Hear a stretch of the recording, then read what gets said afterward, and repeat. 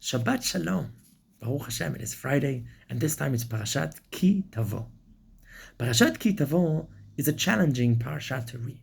Especially the end of the parasha, we have a long, long list of terrible, terrible tragedies, curses, and misfortunes that Hashem promises the Jewish people if they go off the derech, off the path of righteousness, off the path that God has given us. And very often, if we read these descriptions, it sometimes reads a bit like terrible descriptions of the tragedies that we indeed have experienced as the Jewish people.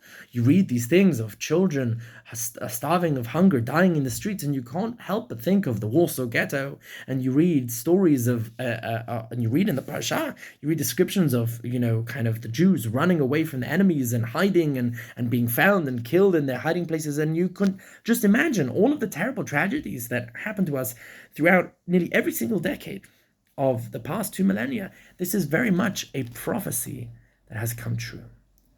But if it is a prophecy that comes true, it has a much deeper philosophical question hiding at its core. And here I'm going to give a little warning. This conversation, this idea that I'm going to share, is controversial. Not in Judaism. In Judaism, this is very, heterodox. Everyone believes this. This is very much the idea of not heterodox, but orthodox, I think. This is the general idea that everyone believes in Judaism, and this is something which is not controversial. Everyone who is indeed someone who follows Torah Judaism will agree that this is very clear from the text across multiple different levels, both in the Torah, in the Nevi'im, the Ketuvim, across all of Jewish spectrum. And yet it's controversial in the wider world. And I want to maybe take a second to try and explore that and think about why that is. Indeed, the parasha describes all of the bad things that will happen to the Jewish people, but it gives an explanation of why they'll happen. And if we look at the parasha, Perek Kafchet, Pasuk Tetva, V'haya im lo tishma b'kol Adonai Elohecha. Indeed, if you do not listen to the voice of Hashem, lishmor la'asot et kol mitzvotav v'chukotav asher anochi mitzavecha hayom, do not listen to all and to not follow all of the mitzvot and the chukim, all the rules that Hashem commands us today. Indeed, that Hashem, through Moshe Rabbeinu, is describing in Sefer Dvarim. Then all of these terrible misfortunes will happen to you. In many ways, if you don't keep the rules, if you don't keep the mitzvot, you will suffer. And you as a Jewish people will go through all of these terrible tragedies. Now, this seems very clear on paper. And by the way, the Parsha gives the flip side of that. If you do keep them, then you'll succeed and you'll do amazingly. So there's the good and the bad. There's like the small print of the contract. If you do keep the contract, if you do fulfill your obligations, then it'll be great. If you don't, then all these terrible liabilities will suddenly fall into your lap. But how does that work? How does that jive with our lived experience of how the world works? In an ideal world, indeed, if you are good, then you succeed, and if you're bad, then you fail. And that seems to be a theme found throughout the Tanakh, especially in Sefer Mishlei and other and many other examples throughout the Nevi'im. And yet, it's not the case when we actually look outside the window. It's very easy inside the Bet Midrash in Shul to say those who are good do great, and those who don't do badly. Etz Chaim hi l'machazikim ba. If you hold on to the Torah, it is a tree of life, and if not, then it's the opposite. And yet when we step outside into the world and we look at the world maybe through more secular empirical glasses, that's not how it works. It doesn't hold up to our research, to our, in a lab, this is not something that can be reproduced. We find good people suffering terribly and we find bad people succeeding. The classic case of why do bad things happen to good people, right? And why do good things happen to bad people? So how do we jive these two ideas? How do we take the Torah and read it and celebrate it and not think, hey, this doesn't seem to apply? Now, this is a question that has bothered Jewish philosophers from time immemorial. And I'm not going to be able to provide any good answers. I don't even have any good answers. The beauty of a good question is that there are multiple answers, and each answer answers a facet of the question, but there's no easy solution to this problem.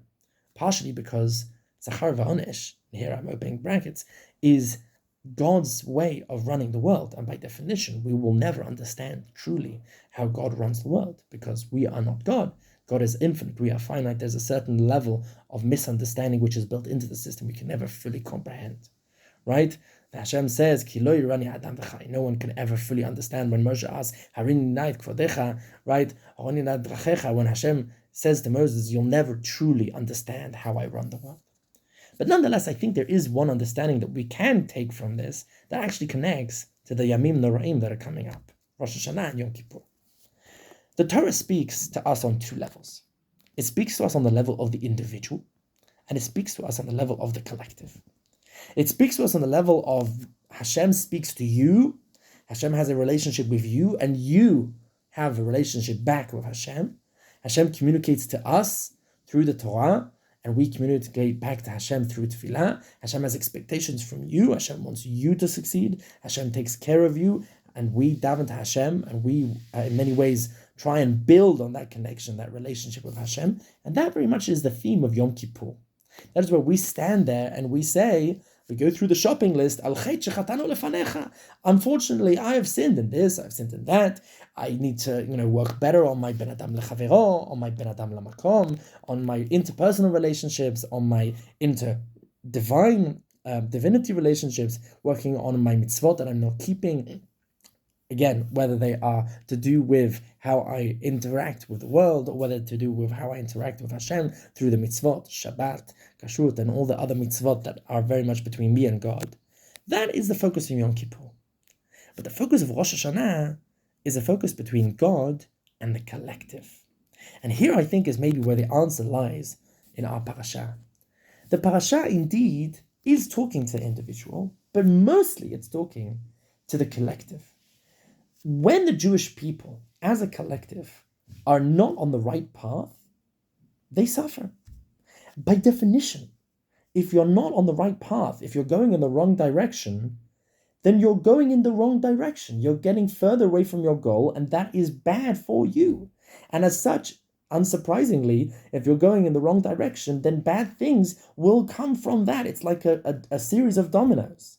If you are not following in the path of the good and the righteous, if the Jewish nation is going off course, then it is losing its purpose as a Jewish nation, and it needs to be brought back on course. That is often done, unfortunately, through terrible tragedies that help redirect the Jewish nation back onto its course.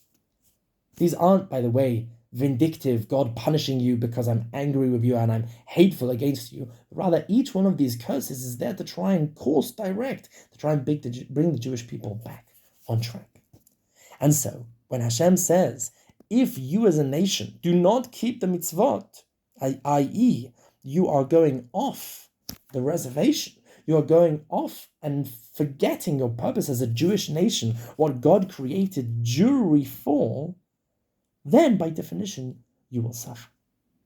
On the other hand, if you do start, and by the way, this also answers another question. It's not necessarily how many Jews are keeping individual mitzvot. It's not necessarily, what percentage of Jewry is keeping Shabbat. It's not measured necessarily in the individual relationship with Hashem and collecting them on a spreadsheet, but rather it's the collective Jewish soul, the collective Jewish understanding that continues, that we understand that leads us on our path through history.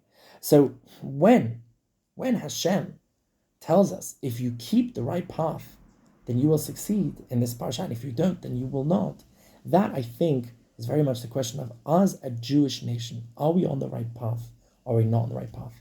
That is Rosh Hashanah. That is what we daven for. We remember our relationship as a nation to God, maybe even as a human race to God, how are we doing as humanity. That is the focus of Rosh Hashanah. So I hope that helps us understand a bit more what's going on in the parasha, how that connects to the Chagim that are coming up, Rosh Hashanah and Yom Kippur.